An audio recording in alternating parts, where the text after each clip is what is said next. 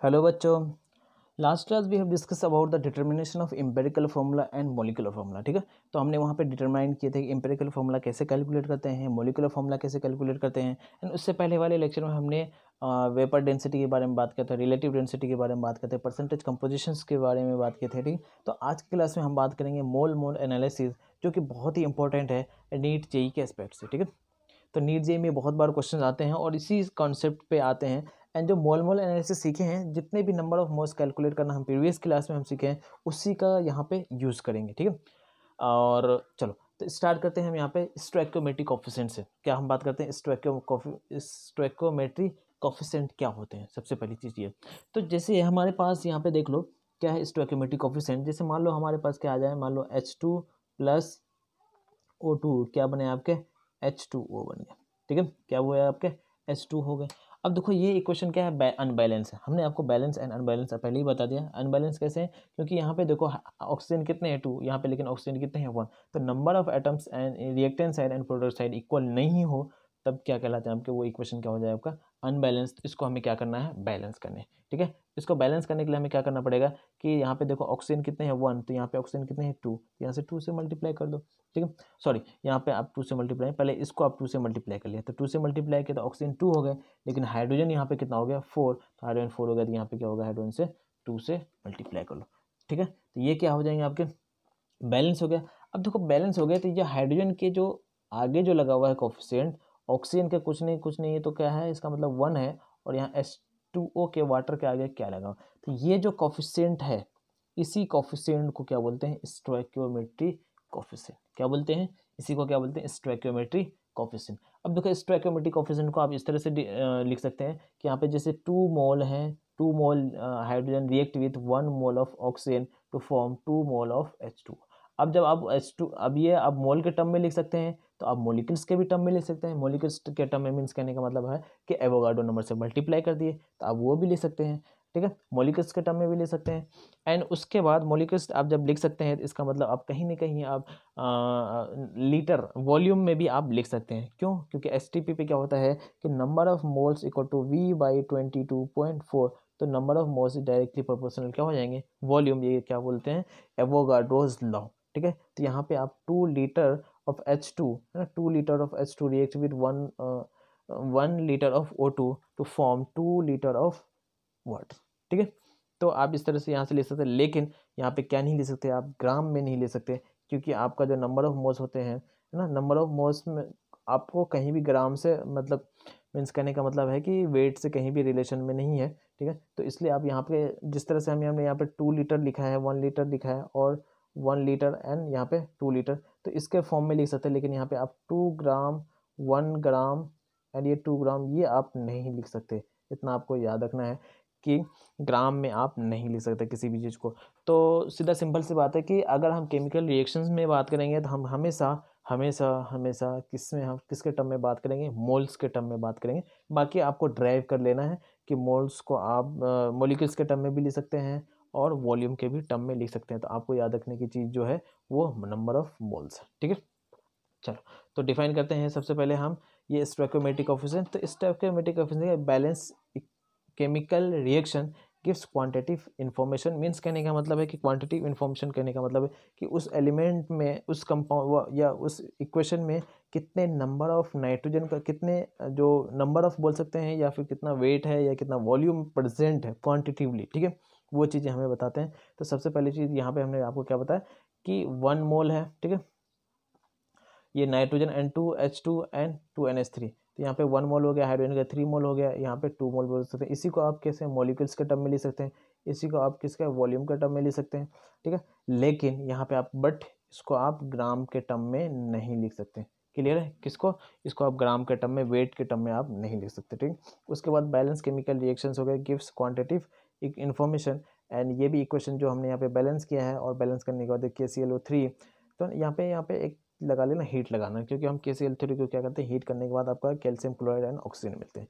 ठीक है, तो जो आपका ये जो स्टोइकोमेट्री, ये जो कोफिशिएंट है 2, 2 एंड 3, ये आपका क्या है, stoichiometric coefficient. 2, 2 and 3 are stoichiometric coefficient. इसी तरह से यहाँ पे 1, 3, 2 ये क्या होगा आपका स्टोइकोमेट्रिक कोफिशिएंट हो गया। ठीक है, चलो अब हम बात करते हैं मोल मोल एनालिसिस के बारे में, ठीक है। तो देखो अब मोल मोल एनालिसिस क्या है कि एक इक्वेशन आपको दिए हुए रहेंगे और उस इक्वेशन का एक भी कंपाउंड के आपको वेट पता हो। क्या समझ में आ रहा है हम क्या बोल रहे हैं कि कोई भी इक्वेशन दिया हुआ रहो और उस इक्वेशन में एक भी कंपाउंड का वेट दिया हुआ रहे, एक भी कंपाउंड का वॉल्यूम दिया हुआ रहे, एक भी कंपाउंड का नंबर ऑफ मोल्स दिया हुआ रहे, या नंबर ऑफ एटम्स दिया हुआ रहे, या नंबर ऑफ मॉलिक्यूल्स दिया हुआ रहे, तो आपको उस कंपाउंड के किसी भी कंपाउंड का अगर नंबर ऑफ मोल्स कैलकुलेट करने हैं, अगर वेट कैलकुलेट करने हैं, अगर वॉल्यूम कैलकुलेट करने हैं, अगर नंबर ऑफ एटम्स कैलकुलेट करने हैं, तो हमें जो फॉर्मूले याद रखने हैं, हमें जो कैलकुलेट करने हैं, वो हमें मोल मोल एनालिसिस से करना है।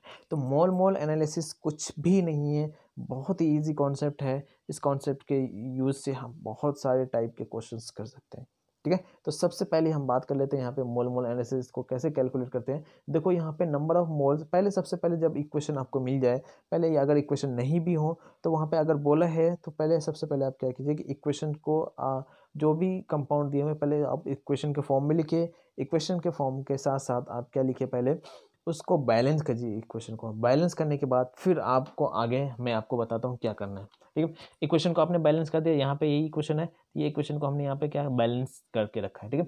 तो बैलेंस कर दिया, तो बैलेंस करने के बाद KClO3 का जो भी नंबर ऑफ मोल्स है उसको इसके स्टोइकियोमेट्रिक कोएफिशिएंट से डिवाइड करना है, ठीक है। ये इक्वल्स टू किसके बराबर हो जाता है, प्रोडक्ट साइड के। तो प्रोडक्ट साइड के जो number of moles of calcium chloride का होगा उसके स्टोइकियोमेट्रिक कोएफिशिएंट से डिवाइड करना है। ऑक्सीजन का नंबर ऑफ मोल्स जो है उसके स्टोइकियोमेट्रिक कोएफिशिएंट से डिवाइड करना है। तो यही क्या होता है आपका मोल मोल एनालिसिस। जब आपको नंबर ऑफ मोल्स निकल जाएंगे किसी भी कंपाउंड के, तो आप नंबर ऑफ मोल्स जब आपके पास होगा तो आप इजीली उसका वेट कैलकुलेट कर सकते हैं। कैसे, given mass by molar mass. तो नंबर ऑफ मोल्स क्या होता है, given mass by molar mass, तो वहाँ से आप नंबर वेट कैलकुलेट कर सकते हैं। फिर नंबर ऑफ मोल्स दिया हुआ है तो वॉल्यूम कैलकुलेट कर सकते हैं। कैसे कि number of moles equal to क्या होता है V/22.4, यहाँ से आप वॉल्यूम कैलकुलेट कर सकते हैं। फिर यहीं से आपको नंबर ऑफ मॉलिक्यूल, अगर नंबर ऑफ मोल्स पड़ रहा है तो आपका नंबर ऑफ मॉलिक्यूल्स कैलकुलेट कर सकते हैं। कैसे, Na से मल्टीप्लाई करके। तो यहाँ पे नंबर ऑफ मॉलिक्यूल्स भी कैलकुलेट कर सकते हैं। एन नंबर ऑफ एटम्स से पूछ ले तो आप नंबर ऑफ एटम्स से बता सकते हैं। कैसे कि जो मॉलिक्यूल्स हैं उसको किससे मल्टीप्लाई कर लीजिए, एटोमिसिटी से मल्टीप्लाई कर दिए, वहाँ पे आपको क्या बन जाएगा, आपको नंबर ऑफ एटम्स। तो आपको एटोमिसिटी पता है कि जो उस किसी भी कंपाउंड का जो एलिमेंट होता है उस जितने नंबर ऑफ एलिमेंट प्रेजेंट होंगे, जितने नंबर ऑफ एटम्स प्रेजेंट होंगे, उसको क्या बोलते हैं, एटम्स। जैसे बात उसको क्या बोलते हैं, एटोमिसिटी। जैसे मान लो H2O की बात करते हैं, वाटर की बात करते हैं, वाटर में हाइड्रोजन कितने परसेंट है, 2% है, तो एटोमिसिटी कितना हो गया, 2। ऑक्सीजन में ऑक्सीजन कितने परसेंट है, 1। तो ये क्या होगा आपका एटोमिसिटी, ऑक्सीजन का एटोमिसिटी कितना हो जाएंगे, 1 हो जाएगा। क्लियर है। चलो अब हम बात करते हैं नेक्स्ट। हाँ, तो नेक्स्ट आपको जैसे मान लो N1 N2 के टर्म में यहाँ पे लिया हुआ है ABCD, और अगर आपको नंबर ऑफ मोल्स किसी का भी कैलकुलेट करना है तो सीधा सिंपल आप मोल मोल एनालिसिस लगा लीजिए, किसी का भी एक कंपाउंड का दिया हुआ है, ठीक है। तो यहाँ पे हम Na, तो number of moles of A divide by stoichiometric coefficient, number of moles of B by N2, number of moles by number of moles of C by N3, उसी तरह से number of moles of D by N4, ठीक है। तो यहाँ से आपको क्या है कैलकुलेट कर लेना है, ठीक है। चलो अब हम एक एक करके, हमारे पास 3 केसेस हैं, 3 केसेस को हमें डिफाइन करने हैं, कैसे कैलकुलेट करना है नंबर ऑफ मोल्स, वो इन चीज़ों के बारे में हम बात करेंगे, ठीक है। चलो पहला क्या है केस कि अगर आपका क्या है सिंगल रिएक्टेंट हो, तो रिएक्टेंट एंड प्रोडक्ट है, तो अगर आपके पास एक ही रिएक्टेंट है तब हमें वहाँ पे क्या करना है। तो पहला चीज़ क्या है कि calculate number of KCl, number of calculate moles of KCl, ठीक है। KCl का मोल्स कैलकुलेट करना है एंड ऑक्सीजन का कैलकुलेट करना है, दोनों का ही कैलकुलेट करना है number of moles produce when 367 gram of KClO3 are heated. Means कहने का मतलब है कि KClO3 को हीट किया जाता है तो आपको क्या बनता है, KCl बनेंगे, उसके बाद क्या बनेगा आपका O2 बनेगा। मैं इसको यहाँ अच्छे से लिख देता हूँ, ठीक है। तो KClO3 को हीट करने के बाद क्या बनता है आपका, KCl बनते हैं, उसके बाद क्या बनता है आपका O2 बनते हैं, ठीक है। अब देखो KCl, तो कितना ग्राम KCl की बात कर रहा है, तो वो आपका 367 ग्राम की बात कर रहा है, ठीक है। 367 ग्राम, लेकिन नंबर ऑफ मोल्स नहीं दिया हुआ। लेकिन आपसे क्या पूछ रहा है कि number of moles of KCl and O2 का नंबर ऑफ मोल्स पूछ रहा है, कैल्शियम क्लोराइड एंड ऑक्सीजन का नंबर ऑफ मोल्स कैलकुलेट करना है। तो एक चीज़ तो दिया हुआ है KClO3 का ग्राम वेट दिया हुआ है, तो क्या अब यहाँ पे नंबर ऑफ मोल्स कैलकुलेट कर सकते हैं। इससे पहले सबसे पहले आप क्या कर लीजिए यहाँ पे कि इक्वेशन को बैलेंस कर लीजिए। क्या करेंगे आप, इक्वेशन को बैलेंस कर लिए, तो इक्वेशन को बैलेंस करना आता है ना, आपको बता दिया गया। तो जैसे यहाँ पे पोटेशियम कितने हैं 1, तो यहाँ पे पोटेशियम 1 है। चलो क्लोरीन कितना है 1, तो यहाँ पे क्लोरीन कितना हो गया 1। लेकिन ऑक्सीजन यहाँ पे 3 है, यहाँ पे ऑक्सीजन कितना है आपका, ऑक्सीजन कितना है 2 ऑक्सीजन है। तब अब हमें यहाँ पे कुछ ना कुछ करना पड़ेगा। क्या करना पड़ेगा कि यहाँ पे अगर मैं 2 से मल्टीप्लाई कर दूँ तो 2 से मल्टीप्लाई कर देंगे तो 4 हो जाएगा, लेकिन यहाँ पे 2 से मल्टीप्लाई करेंगे तो क्या हो जाएगा आपका 6 हो जाएगा। ठीक है, तो यहाँ पे 2 से मल्टीप्लाई करो 6 हो गया, यहाँ पे 3 से मल्टीप्लाई कर दो क्या हो जाएगा आपका 6 हो जाएगा। तो ऑक्सीजन तो बैलेंस हो गया, लेकिन आपको पोटेशियम एंड क्लोरीन भी बैलेंस करने हैं। तो पोटेशियम एंड क्लोरीन यहाँ पे कितना 2 है, यहाँ पे कितना हो जाएगा 2 हो जाएगा। ठीक है, तो 2 कैल्शियम 2 पोटेशियम एंड 2 क्लोरीन भी हो गया और ऑक्सीजन भी आपका। तो ये सारे आपके क्या हो गए बैलेंस हो गए। तो अब आपको नंबर ऑफ मोल्स किसका निकालना है KClO3 का। तो गिवन मास क्या है 367 दिया हुआ है, एंड इसके बाद इसका नंबर गिवन मोलर मास निकालना है। गिवन मास तो 367 बाई मोलर मास, तो पोटेशियम का कितना होता है 39 के आसपास होता है, एंड क्लोरीन का 35.5 हो गए। इसी तरह से ऑक्सीजन का कितना हो 16 इंटू 3 48। ठीक है, तो इसको यहाँ से आप यहाँ पे डिवाइड कर लीजिए। ठीक है, तो यहाँ से आपको क्या होगा नंबर ऑफ मोल्स आ जाएंगे। तो यहाँ पे हम देख लेते हैं। ठीक है, तो ये क्या हो गया आपका नंबर ऑफ मोल्स। तो नंबर ऑफ मोल्स क्या हो जाएंगे यहाँ पे 367 बाई 122। तो इसका जो नंबर ऑफ मोलर मास क्या हो जाएंगे 122.5 हो जाएंगे ना। तो यहाँ पे 2 KClO ये हो जाएंगे। ये बैलेंस हो गया है इक्वेशन। तो बैलेंस होने के बाद ये आपका नंबर ऑफ मोल्स किसका हो गया पोटेशियम क्लोराइड का हो गया। ठीक है, तो नंबर ऑफ मोल्स कितना हो गया आपका 3, तो नंबर ऑफ मोल्स 3 हो गया। तो इसी तरह से आपको किसका निकालना है, यहाँ पे क्वेश्चन में दिया हुआ है calcium potassium chloride and oxygen का निकालना है। ठीक है, तो हमें यहाँ पे क्या निकालना पड़ेगा मोल मोल एनालिसिस करने पड़ेंगे। तो मोल मोल एनालिसिस कैसे करेंगे कि पोटेशियम का नंबर ऑफ मोल्स पता है, पोटेशियम का number of moles KClO3 by इसी के स्टोइकोमेट्रिक कोएफिशिएंट। तो हमें किसका निकालना है पोटेशियम क्लोराइड का। तो पोटेशियम क्लोराइड का क्या निकालो, ठीक है, इसके नंबर ऑफ मोल्स बाई 2। ठीक है, तो यहाँ पे पोटेशियम क्लोराइड का कितना दिया नंबर ऑफ मोल्स 3, तो 3/2 equals to number of moles of KCl/2। तो 2 से 2 कैंसिल हो जाएंगे, तो number of moles of KCl कितना हो जाएगा आपका 2 हो जाएगा। ये आपको क्या होगा number of moles of KCl आपका यहाँ से कितना होगा 2 कैंसिल हो जाएगा, तो कितना हो जाएगा आपका नंबर ऑफ मोल्स कितना हो जाएगा आपका 3 हो जाएगा पोटेशियम क्लोराइड। इसी तरह अगर आपको ऑक्सीजन का निकालना है, तो ऑक्सीजन का निकालना है तो फिर किसके आप ऑक्सीजन एंड पोटेशियम क्लोराइड के साथ करेंगे। तो ऑक्सीजन देखो पोटेशियम क्लोराइड का क्या है add number of moles of KClO3 by 2 by number of moles of oxygen by stoichiometric coefficient. तो यहाँ पे 3/2 और 3 क्या हो जाएगा क्रॉस मल्टीप्लिकेशन कर लीजिए तो number of moles of oxygen हो जाएंगे। ठीक है, चलो समझ में आ गया। अब हम नेक्स्ट क्वेश्चन बात करते हैं calculate volume of carbon dioxide gas in litre produce at STP by heating 25 gram of calcium carbonate. ठीक है, तो यहाँ हीटिंग इफेक्ट की बात कर रहे हैं। तो सबसे पहले आप कैल्शियम कार्बोनेट को हीट करिए। ठीक है, कैल्शियम कार्बोनेट को क्या करेंगे आप हीट करेंगे। तो कैल्शियम कार्बोनेट को हीट करेंगे तो यहाँ पे क्या हो जाएगा calcium oxide and carbon dioxide. तो कैल्शियम कार्बोनेट को हीट करने के बाद आपको क्या मिलता है उसके ऑक्साइड एंड क्या मिलता है आपको कार्बन डाइऑक्साइड मिलता है। ठीक है, तो आपको यहाँ पे एक चीज़ दिया हुआ है, क्या दिया हुआ 25 ग्राम ऑफ कैल्शियम कार्बोनेट। ठीक है, तो 25 ग्राम ऑफ कैल्शियम कार्बोनेट दिया हुआ है, इसका मतलब वेट दिया हुआ है, गिवन मास दिया हुआ है। तो आप नंबर ऑफ मोल्स निकाल सकते हैं किसका कैल्शियम कार्बोनेट का। तो कैल्शियम कार्बोनेट का जो एटॉमिक मास होता है मोलर मास होता है वो कितना होता है आपका 100 होते हैं। ठीक है, कैल्शियम का 40 कार्बन का 12 और ऑक्सीजन का 16 इंटू 3 कितना हो गया 48 प्लस कार्बन का कितना 12, तो 48 प्लस 12 कितना हो गया आपका 60 एंड कैल्शियम का कितना हो गया 40, तो 60 प्लस 40 कितना हो जाएगा आपका 100 हो जाएंगे। तो यहाँ से आपका क्या हो जाएगा कि number of moles of calcium carbonate COC3 कितना हो जाएगा CO3 का कितना हो जाएगा कि गिवन मास बाई मोलर मास। ठीक है, तो गिवन मास कितना 25/100 कितना हो गया 1/4 हो जाएंगे। ठीक है, तो 25/100 कितना होगा 4 टाइम्स कैंसिल हो जाएंगे 1/4। Number of moles of calcium carbonate कितना हो गया 1/4। तो आपको निकालना है वॉल्यूम ऑफ कार्बन डाइऑक्साइड। तो वॉल्यूम ऑफ कार्बन डाइऑक्साइड निकालने के लिए आपको पहले क्या निकालना पड़ेगा नंबर ऑफ मोल्स। आप अगर नंबर ऑफ मोल्स कैलकुलेट कर सकते हैं तो आपका यहाँ पे कोई दिक्कत नहीं होगा क्या कैलकुलेट करने के वॉल्यूम कैलकुलेट करने के। Volume calculate number of moles का होता है V/22.4। ठीक है, तो यहाँ पे देखिए कि कार्बन डाइऑक्साइड का एंड कैल्शियम कार्बोनेट का दोनों का स्टोइकोमेट्रिक कोएफिशिएंट कितना 1 है। तो 1 है तो दोनों के स्टोइकोमेट्रिक कोएफिशिएंट से कोई दिक्कत नहीं होगा। आप जो आपका number of moles calcium carbonate का है वही नंबर ऑफ मोल्स किसका हो जाएगा कार्बन डाइऑक्साइड। मीन्स कहने का मतलब यहाँ पे देखो number of moles of calcium carbonate by 1 number of moles by carbon dioxide by 1।